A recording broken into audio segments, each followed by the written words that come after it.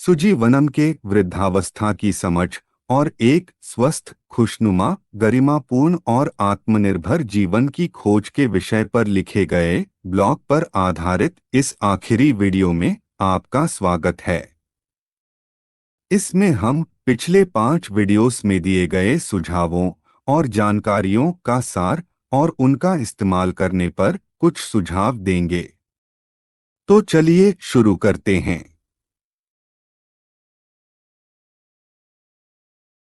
Video समाप्त करने से पहले हम कुछ छोटे छोटे बिंदु रखना चाहते हैं जो सरसरी तौर पे तो सामान्य लग सकते हैं, लेकिन हमारी आज की चर्चा के संदर्भ में मददगार साबित होंगे। पहली बात, फौरी तौर पर कुछ लोगों को इस वीडियो में कही गई बातें बहुत सारी सूचना एक साथ मिलने की वजह से उलझाने वाली लग रही होंगी, लेकिन असल में ऐसा नहीं है। अगर आप 2 बातों पे गौर करें तो चीजें काफी सुलझी हुई लगेंगी।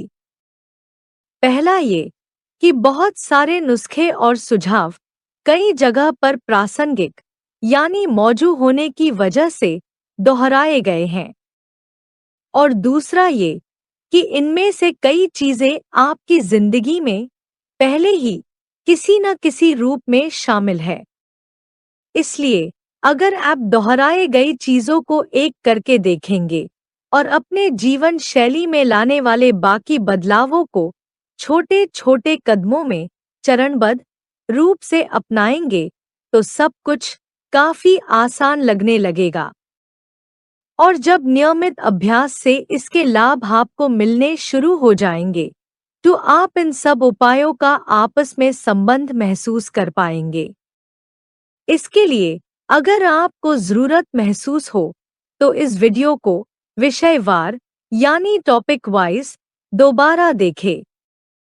कई बार दोबारा नजर डालने से हमें पहले देखी या सुनी बात में कुछ और नया मिल जाता है और विषय और भी साफ साफ समझ आने लगता है। अगली बात, जिन खाने की चीजों के नाम हमने इस वीडियो में बताए हैं उन्हें सिर्फ मिसाल के तौर पर लें। अगर कोई और खाने की चीज जो आपके आसपास आसानी से मिलती हो और वही पोषक तत्व यानी न्यूट्रिशनल वैल्यू देती हो तो उससे इस्तेमाल कीजिए।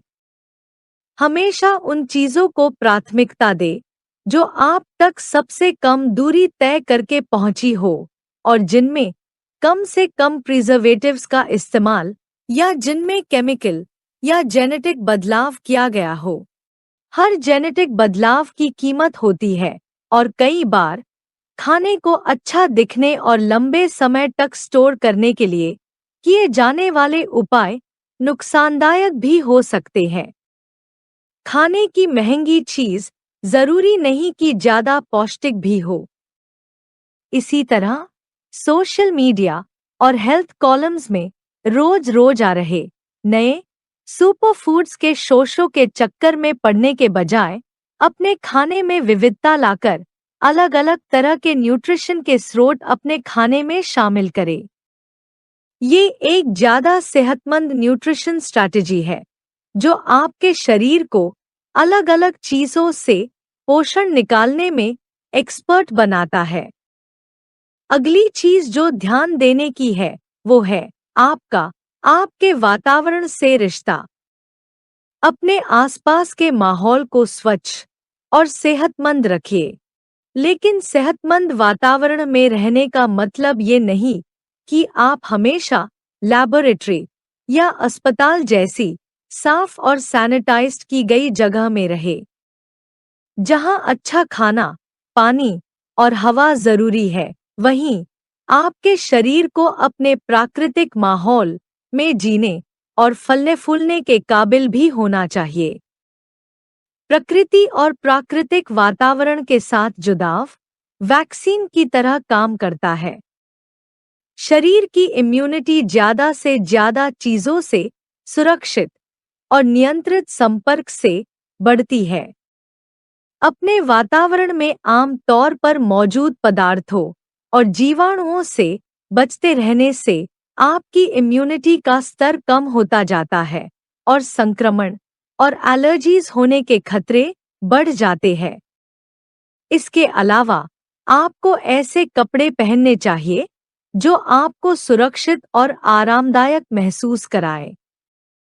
ऐसे फैब्रिक्स का इस्तेमाल करें जो न सिर्फ आपके लिए बल्कि आपके माहौल, अपनी दुनिया और उनको बनाने वाले लोगों के जीवन के लिए भी अच्छे हो।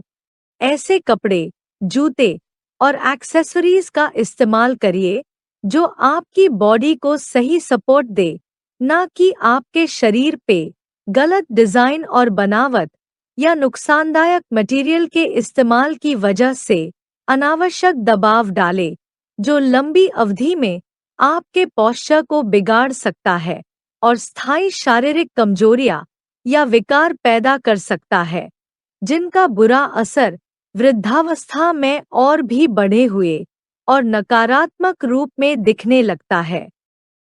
ऐसी कोई चीज ना खाए, ना बदन पर लगाए, ना ही कोई ऐसा प्रोसीजर कराए जो आगे जाकर आपके लिए तकलीफ या पछतावे की वजह बन जाए। थोड़ी देर के लिए अच्छा दिखने के लिए या दोस्तों के दबाव या फैशन ट्रेंड्स के प्रभाव में आके ऐसे कदम ना उठाएं जो लंबी अवधि में नुकसान दे या अफसोस की वजह बन जाएं।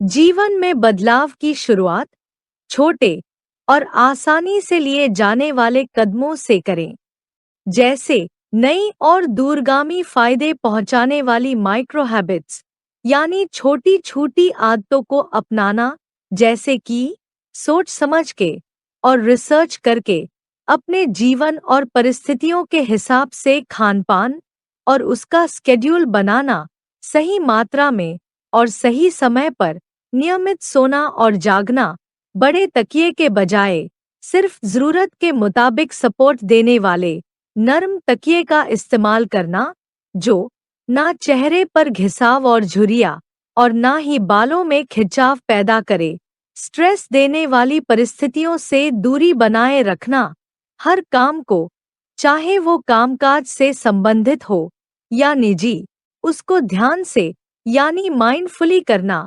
अपनी जीवनचर्या में थोड़ी और सक्रियता लाना, लेकिन जब जरूरत हो तो रुक के जीवन की मंथर गति का आनंद भी लेना, जितना हो सके मुस्कुराने और हंसने के बहाने ढूंढे और अपने शरीर और परिस्थितियों के मुताबिक सही मात्रा में पानी पीजिए, और वो भी छोटे छोटे घूंटों में।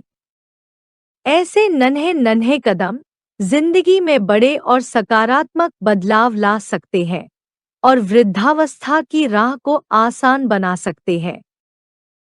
स्वावलंबी होना और अपने विवेक और समझ पर भरोसा और परंपरागत ज्ञान पे विश्वास प्रशंसनीय है, लेकिन इसका मतलब ये नहीं कि हम विज्ञान के द्वारा मिल रही नई जानकारियों और इलाजों को शक की निगाह से देखें।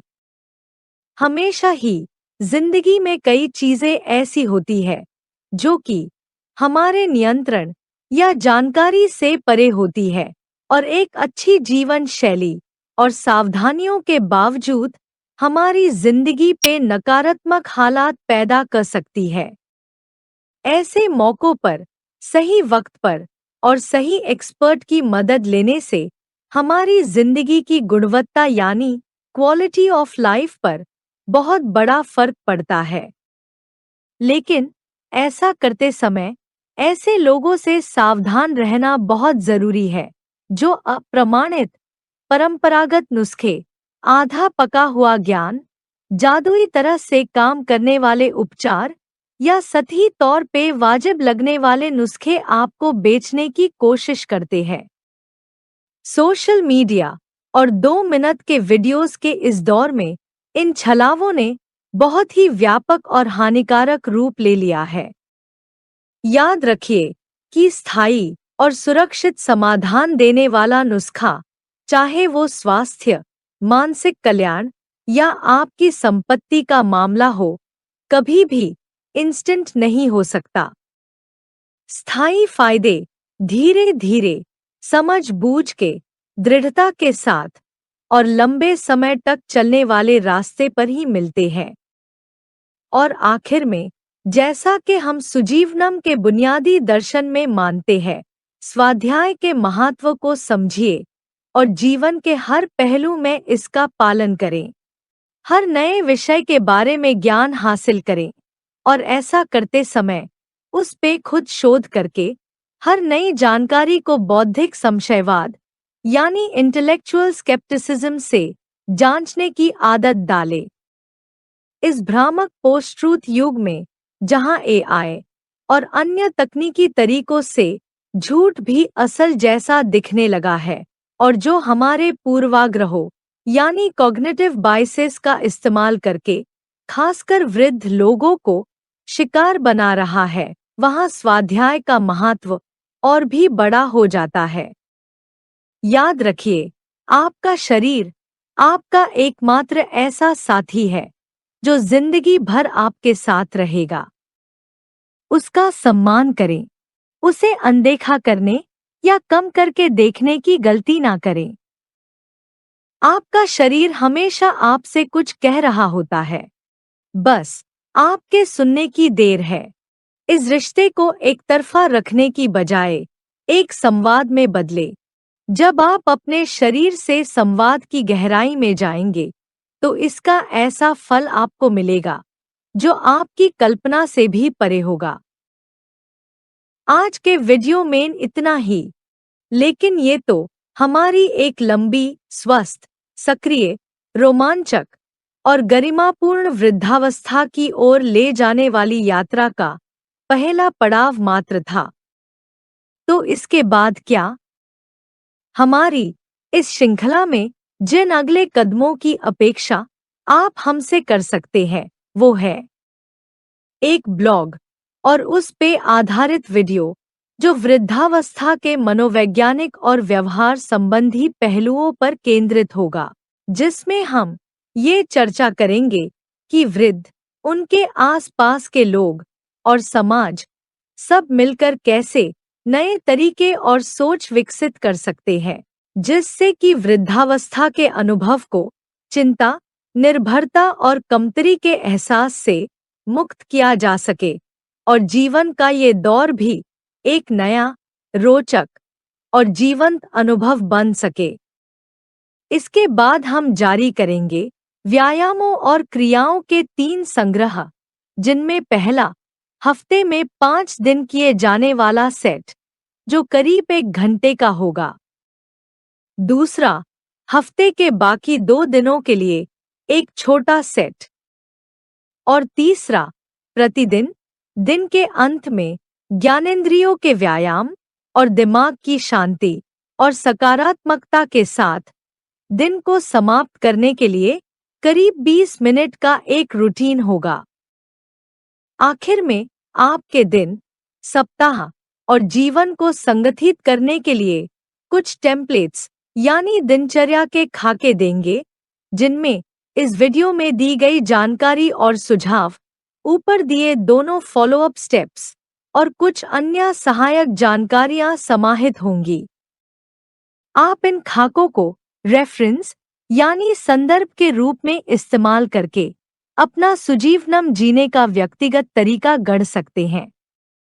इस वीडियो में प्रस्तुत विचारों और नुस्खों और उससे भी ज्यादा आने वाले वीडियोस और लेखों की विषय सामग्री और संरचना यानी फॉर्मेट पर आपके विचारों और सुझावों का हमें बेसब्री से इंतजार रहेगा, ताकि हम आगे की यात्रा को आपके जीवन के अनुभवों और दृष्टिकोण से और भी बेहतर तरीके से जोड़ सके और वृद्धावस्था को एक चुनौती के बजाय एक खुशी, संतुष्टि और गरिमा से परिपूर्ण अनुभव बनाने के अपने इस साझा प्रयत्न में सहकार्य कर सकें। अगले वीडियो में फिर मिलेंगे। तब तक के लिए आपको आपके सुजीवनम की शुभकामनाएं।